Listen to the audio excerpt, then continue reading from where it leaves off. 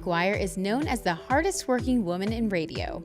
She's contributed her voice to several media outlets, including CNN, Fox, Oxygen, and BET.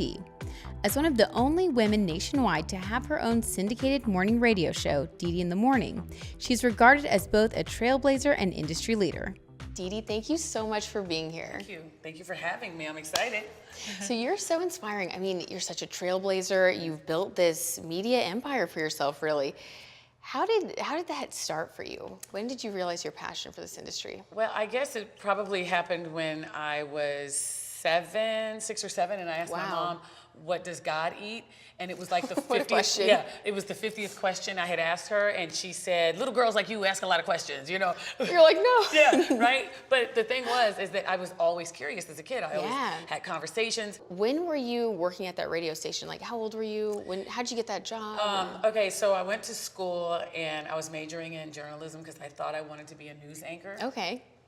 Until somebody said, "You're too silly because you're going to end up laughing at one of those stories," right? So they were like, "There's no way you could do it." So I was going to school at TWU in Denton, and then we had some financial issues and stuff, so I went back home to Killeen, Fort Hood. I go back, and I needed a job while going to the local college there, so I started working as a receptionist at the country station. I was 18. Yeah, okay. 19, just turned 19. Wow, okay, so you started doing that, and then were you like, this is what I'm going to do now? Well, I was the receptionist, and then once the owner's wife had heard me on the air, she's like, "You need to train her." She told her husband, "Train her to be on the air." My gosh. And so they trained me during my lunch hour to be on the air, to be a DJ. And wow. And it was a lot of fun. And then eventually I was like, I don't know if I want to do country radio. When I sent my tape across the street, they loved it at this hip hop station, and that was it. The rest is history. Wow. So then they hired you on air, and you just got started and kept moving I kept getting better and better. Yeah, like it was like, you know, when I first got started, you know, Killeen, Fort Hood is such a small market. And at the time, I remember telling everybody, I am going to be in a major market by the time I'm 25. And a major market is your top 10, the biggest cities. You know, Houston, Dallas, LA, New York, Chicago, you know. Now, I was 19, and everybody's like, "You're not going to make it." And I did. So, but I just knew that I had a goal in mind. That was the thing. My mother used to always tell me, you have to set a goal. And then once you hit it, set another one, and then another, and another. And that's what I did. And so I went from Killeen, Fort Hood. I spent maybe a year and a half there. And then I went to San Antonio for a year. And then I got to Dallas for 2 years, went to Chicago. I mean, it just kept going. People would call me and go, "Hey, we heard you're really good, send us a tape." And I'd send a tape, and they'd hire me. So what's been one of the biggest obstacles on this journey that you've had to overcome? The biggest obstacle, I would have to say, was initially getting started, being a female, and people not wanting to give you the position of the morning show host. Really? Normally, like, you know, less than 10 years ago, it was always a woman was going to be the co-host on a morning show. Okay. When you think about it, it was always the guy, and the woman was the co-host. And then they always put women in midday, like from 10 to 2. Okay. And that was the biggest barrier, or the biggest thing I had to try to overcome. And but I knew I would do it because it was a goal, right? It was like I have every year I have goals for myself personally and professionally, and I also believe in having vision boards. Love that. I do. Love that. So when did you push through that barrier? When did that happen, where you became your own host, your own entity, and really carried like your own shows? It probably happened about 7 years ago. And basically what was going on, I used to do a nationally syndicated radio show that was heard in New York and Chicago and Houston, and I was the co-host on that show. And that show ended up going to afternoons. So I was working from 2 to 6 in the afternoon, and K104, you know, in Dallas, of course, you know, invited me to come in and just fill in for somebody. And after I filled in the first day, the producer calls me at home and he says, "They're going to offer you a job." And I go, "But I already have a job." And he goes, "No, they're really going to, you know." And so it was the morning show. And so I did both of them. And I did it on purpose because one of the things was I knew leverage. I needed leverage. Yeah, and so smart. Yeah, and I knew that if I did one or the other long enough and help it become a success, one or the other was going to cancel the other and say, "We're going to pay you enough to quit." And that was my goal, was to make sure that I had leverage. And then it became, so smart. You know, if you want me to continue, you know, doing this, what else do you have to offer? And then eventually it opened up where I got to host the show. What's your advice for our viewers out there who are ambitious and just want to like really dig into their careers? Like, set goals every year. I think every year, make sure you have goals, because even if you get halfway there, you're better than where you were, where you started. Yep. Just always have a place to go. You have your vision on where you're going. Yeah. So what's been one of your most proud moments? Just, you've accomplished so much, but what's been one of the things that really you felt in your heart was just proudest moment ever was taking my mom to the White House. Yeah. When did that happen? That happened 4 or 5 years ago. President Obama would invite, different media and stuff like that to the Christmas parties. And one year I got invited and I took my mom, and she was so proud. Like just having my mom, bet that was and taking a picture so with meaningful. me, and proudest moment ever. Getting to give her that experience. Yeah. That's huge. Yeah. That's so huge. So you talk a lot about, empowering women as well with all the work you do. Will you share some of that with us? I'm not going to mention my mom again, but I am. The reason why I was so proud, my mother started having kids at 16. Okay.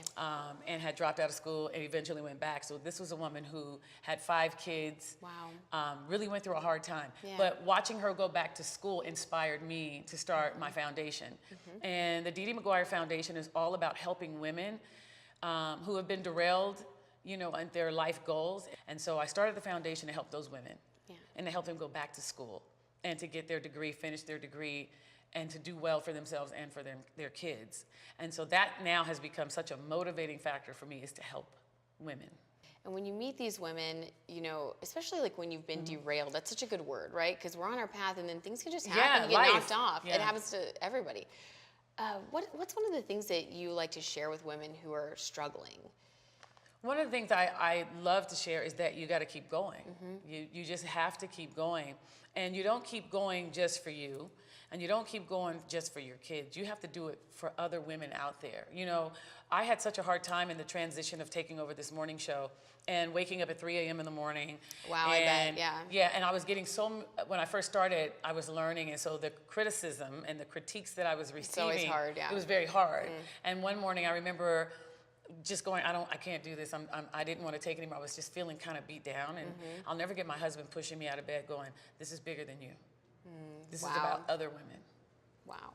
So I was like, okay. You're like, all right, you're right. Okay, He's I'll keep going. Yeah, he's like, this is going to open the going. doors for so many others when you get out there and you succeed hosting this morning show. And it has happened, because honestly, 6-7 years ago when I took over the morning show as the host, you didn't see as many women hosting the show. Right. Even now here in Dallas, Vita Loca, who now has her own show on the radio, it has come after I think they saw the success that we have had at K104. Yeah, so you really open that door for other women to be able to step into that and have their own show and have a voice. So what's some of your other advice for people who are kind of facing, either criticism or just confidence issues? Because it can be really hard to step out on your own into, a new situation or to follow your dreams. What's some advice for them? I think that you have to develop discernment, because there's a big difference between criticism and somebody hating, and then somebody who actually is giving you constructive criticism. Do you know what I mean? Like I think there's a major difference. So you have to understand what that difference is, because now we're not perfect and we're not going to always do it right. And sometimes you do need that feedback so that you can get better. So you just have to understand discernment and figure out what applies to you in that moment. What's your process for that? Like, how do you personally handle that and kind of dissect it and figure out what's what? Because I'm honest with myself. I know where my flaws are. I air check myself all the time. I'll hear myself repeating sometimes the same thing, or do you know what I mean? So I have to be as is the word introspective as I can for myself, and just definitely look into that. And then I have to recognize when somebody else notices, I can't go, screw them, they don't know what they're talking about. Yeah, I gotta go. Like put up your wall. Yeah, be like, I gotta go. It's their problem. Maybe they're right. Let me explore that. And that helps me. Yeah, I think that's what makes people truly great at what they do, right? When you're willing to be like, okay, I'm gonna be objective and really grow. Yep, I'm trying. DeDe, what's one last thing that we can leave our viewers with? Just people who, look up to you and admire you. I know there's so many women here in Dallas that you're such a force in our community. And you know what's so weird? Some days I don't know it, I don't see it, I don't notice it. I just do me and just keep going, because I'm so focused on my own goals. And I think that just, again, that just has to be important. You just have to have focus. And it's a lot, and I'm learning. It's still learning. You know, we're all going to continue to learn. Yeah. And I just even told my boss, you know, I wanted to be a better leader. I said, I've got to find a book and become a better leader and understand that and delegating a little better. And it's a lot. You have a lot to juggle as a woman, but it can be done. Totally. So it's just a constant process, right? We're always growing and learning if we're open to it and becoming better versions of ourselves every day. Juggling is I know. It is. It's a lot. So where can people go to find you and support your charities and listen to your show? And yay, I get to do this. Come is like on. The 15th. Let's What is this? The plug it. shameless plug, everybody. Here we go. Shameless plug right now. The shameless plug is this. You can actually follow me on all social media platforms at DeDe in the morning, everywhere, which I love that. And then you could also find out more about the foundation by going to the DeDe McGuire Foundation.org. And you could also find that all over social media. And you could listen to me on the radio. Yay, we went syndicated around the country, which is great. So exciting. You can listen here in Dallas. You can listen from 5 a.m. to 10 a.m. on 104.5, K104. All right, well, we'll be listening. Yeah. Thank you so much for being here, DeDe, and sharing you. your story and opening up about your real journey, because I think that's how we all just keep learning and growing together. And thank you for being open with us. Oh, you're welcome. I'm coming back to interview you because you're good. We had a What? great conversation ahead of Stop time. it. No, I really, would you love were to. inspiring. Yeah, because you're so really. sweet. No, honestly, I was like, oh my gosh, I'm so proud of you. This is so cool. Thank you. Okay, you're going to make me cry. Okay, That I'm means sorry. a lot. Okay. Thank you so much, DeDe. You're welcome. We appreciate it. And we'll be right back after this break.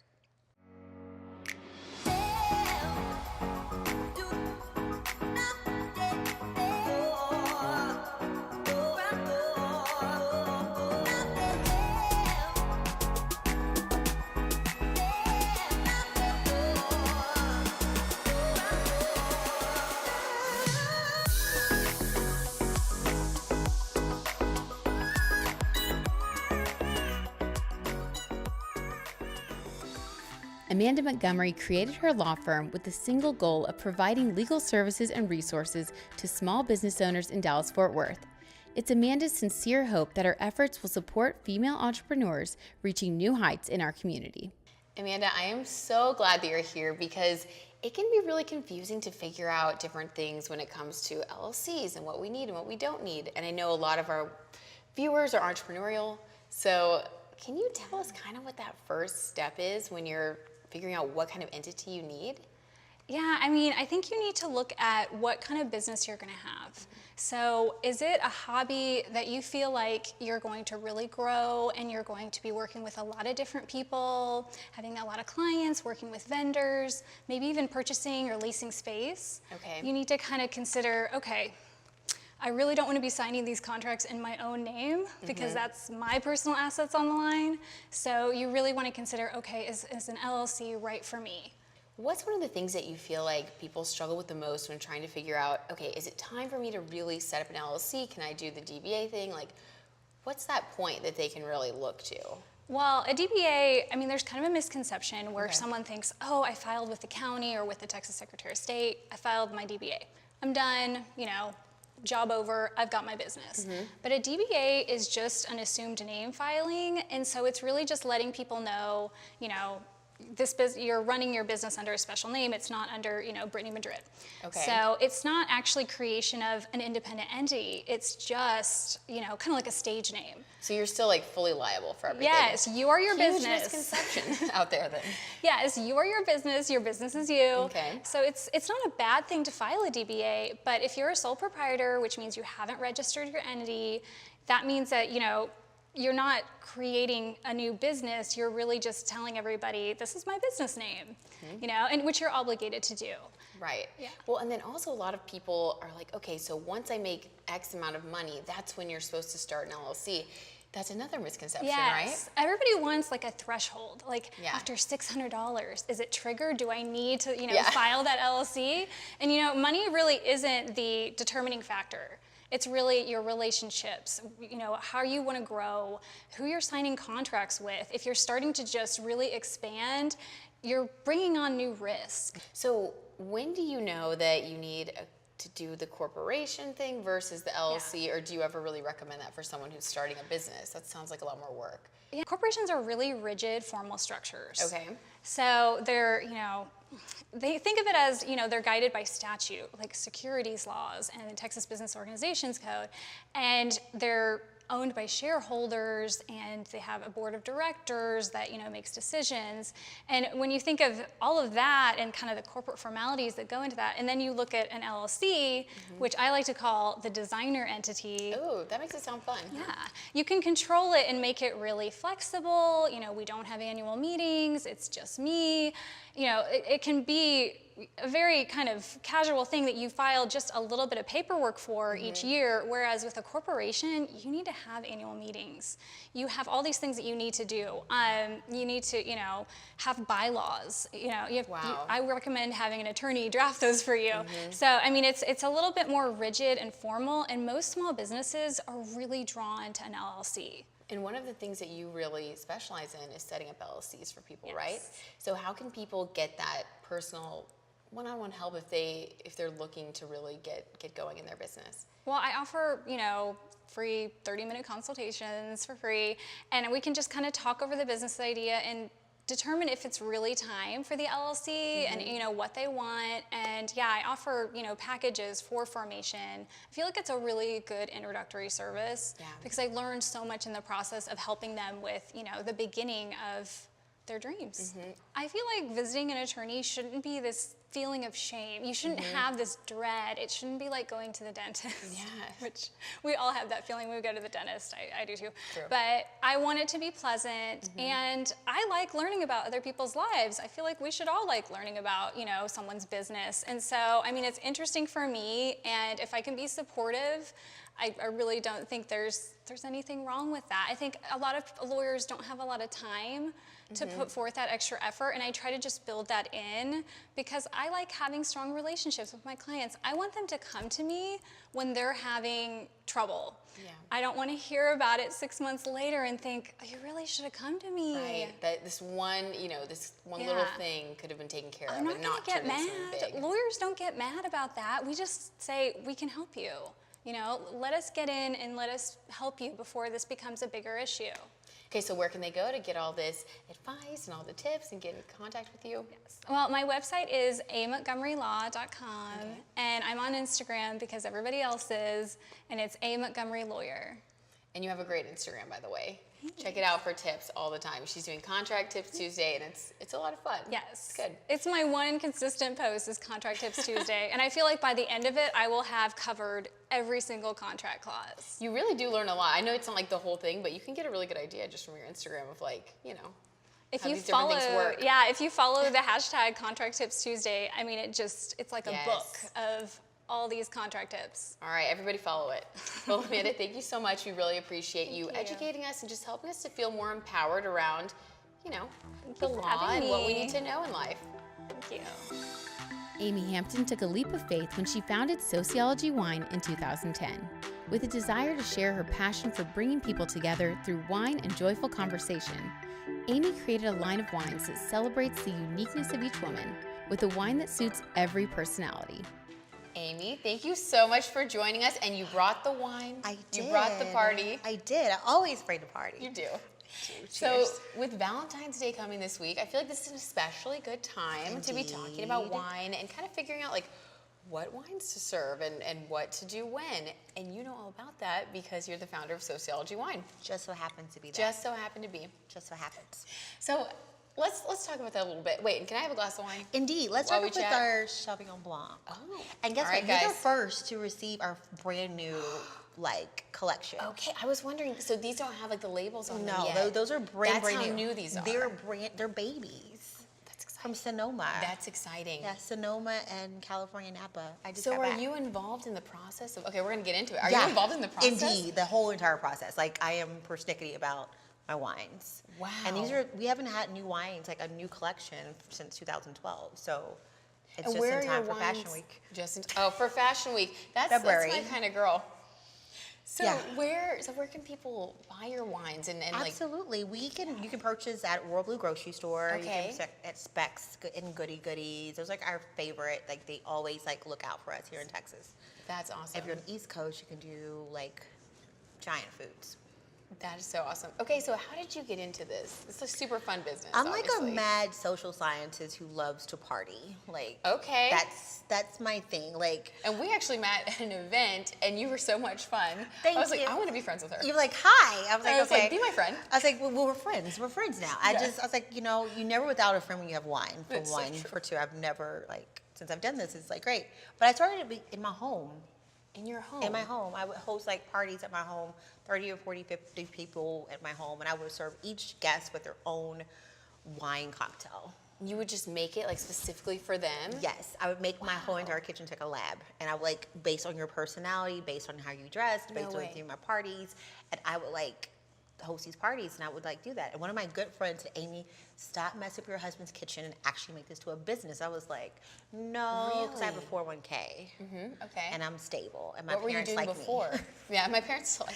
I was in healthcare. I was in healthcare Okay. and education. I was an adjunct professor, and I was over 13 hospitals for like public health. Okay. So, and so when I'm did truly you? a scientist. Like that's my thing. Yeah, you have a degree in what was it again? You told me In about molecular biology, microbiology. as well as epidemiology. That's my master's degree in. But I switched and said, you know what? Wine. I'm gonna be a mad scientist and make wine Make for my wine. friends. That's what I do. I love it. It just So- adds joy. It does add joy. Okay, so what would my wine personality be? I want to know. You seem like a rosé girl. Okay, I mean I don't hate that. Yeah, you seem like because you have Sounds like good. a really cool like balance and blend of best of both worlds. And that's so nice. that's what I get from you, Brittany. Thank you. Yes, but you're gonna start off with a Sauvignon Blanc Okay, today. let We're me gonna do taste it. Let's see. That's- Is there like a proper way to taste I it? would say just go for it. Okay. I like hanging out with you. Just go for it. Just do it. Yeah, so that's the Sauvignon Blanc. It's like bright. It has like a little bit of grass. It's very That's like good. yeah, it's clean. It's super light. Yes. So what should we And be 12.5% serving? alcohol. 12. Okay, is that higher than most? Yes, ours are always higher than like the most. You get more bang for your buck there. Indeed you do. So that's like the whole thing. And we're super excited because we're going to introduce like a brand new tasting room to Dallas. And we're going to start doing like events and like actually can sell online and all that kind of good stuff. So That we're is excited. so much fun. You're really bringing people together That's what I with love. your wine. That's what I love. Like that's the whole purpose of going into this business. Is to be able to bring the community together through wine. And so that's why we raise our glass. It's what we will. Cheers. So what should we be serving this week with Valentine's Day coming up? Like, okay, what's your recommendation? Like, if we're at home, we want to, have a romantic dinner. Yes. What should we be reaching for? Is there a proper wine? There's not necessarily a proper wine. Okay. I think wines are like fingerprints. Like each person has their own exact thing that makes them tick. You have people who love sweet wines. You have people who love blends. You have people who love classic pieces. Your cabs and your Merlots and things of that sort. But if you're trying to have like a fun Valentine's weekend, you want to go for like your rosés and your Pinot Noirs. They're nice and safe and in the moment and fun. Okay, so should we taste those now? Yes, let's Check go those for it. out. I'm ready for the wine tasting. So let's go for it. So you just started with your Sauvignon Blanc. Okay. So put And this now over let's go here. to your rosé. Okay.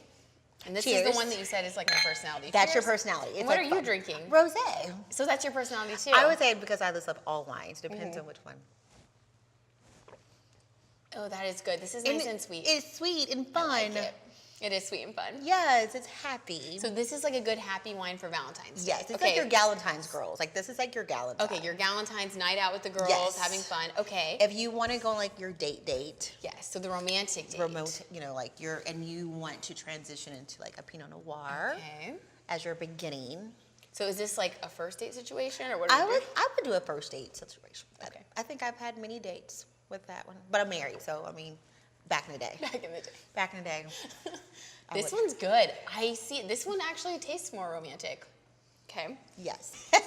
Okay, so this is our cab. So you need to try Cabernet. Okay, and what's this one for? It's all right, we're partying. What's It's, this one you know what? for? Let's do a cheers in the Cheers. eyes right now. Salute. So this is your meat and potatoes wine. This is like your committed relationship, the Cabernet. Like, let's all go in. I love it. It's really good. It's like nice and warm. It's warm. Like a warm blanket. It is. It's like Netflix. Okay, like Netflix and a blanket. So steak. that's a cab. Yes. All right. That's It's a just good- so good. yes. Well, Amy, what I love about your wines, first of all, they're delicious, but also they're so fun. The way that you've designed your bottles, how creative and forward-thinking you always are. I mean, I just think they're so great. Thank you. They're so different than Thank any you. other wine I've ever, like, if you guys go to the shelves, yours just really stick out. Thank you. I believe, first of all women are pearls. And I just want like every single bottle to reflect like the party. It takes a lot of grit and a lot of everything to make a pearl shine. So women go through so much to do that. So I wanted a bottle like that actually like you get a raise to the occasion. Like it can rise to the occasion and can It actually celebrates fun. how unique and fun. Yeah. And she doesn't be wrapped. It's like normally like a bag and all that kind of good stuff. She's already dressed for the party. That is so funny. No, it's true. Like you can give and like you want you to like can bring give this these like gifts yeah. as gifts Like, because they're already cute. They're cute. So cute. And who designs like the artistry of like the bottle? Did you design those? Do you sketch those? So What I happens? do a sketch and I also like dress up. I knew you do it. Like I love art, but I get someone else to do it like digitally because like on I get too excited. But you draw it out. I draw it out and I dress up. And So then cute. I get like my Dress up. friends and then I'm like, hey, and I send to New York. I have this really great artist in New York and I have one in California. And so LA, New York, Oh my gosh. and one used to worked for Vogue and graduated from Parsons. And the other one's like a mom that's like super awesome. You know And how to do so it. I pull like both coasts like together to make the wine super special and dress for the occasion. It is. It is. She's cute. So you also have a foundation. Yes. Tell us about your foundation. She's a baby foundation, but she's a Okay. wine foundation. It's called Raise Your Glass. Okay. It's about raising your glass to pour back into the community. So that's like our philanthropic. beautiful. Thank you. It's like our philanthropic arm of sociology. Mm-hmm. And so like it's like the coolest like day party / wine tasting that goes on for like Who ever. can't get on board with that? Who like can't we dress can all do up that. and have a good time? Because we go to like plenty of like, galas, which Mm-hmm. I'm a gala girl. I love a good debutante ball. However, it's like super cool to come there and just have a good time and raise your glass and pour back to the community. So what does it do? So people will come and they purchase a ticket and it goes where does Percentage proceeds go to like women organizations. So it's like People Fund and Dallas Women's Foundation. Like we really enjoy like women organizations. And so we try to choose one or two each year and be able to earmark money just for them. Well, that is so wonderful, and that's something we can definitely all raise our glasses to. Yes. Cheers. Thank you so much for being here, Amy. And if Absolutely. people want to keep up with you and all the new wine innovations that you're always coming out with, Super excited. where can they find you? Amy O. Hampton, and Sociology Wines, or Raise Your Glass, Dallas. Okay. Perfect. Cheers. Thank you. And congratulations. So sweet. Thank you. Cheers in the eyes. Cheers, nice. Yep, always nice. Love it.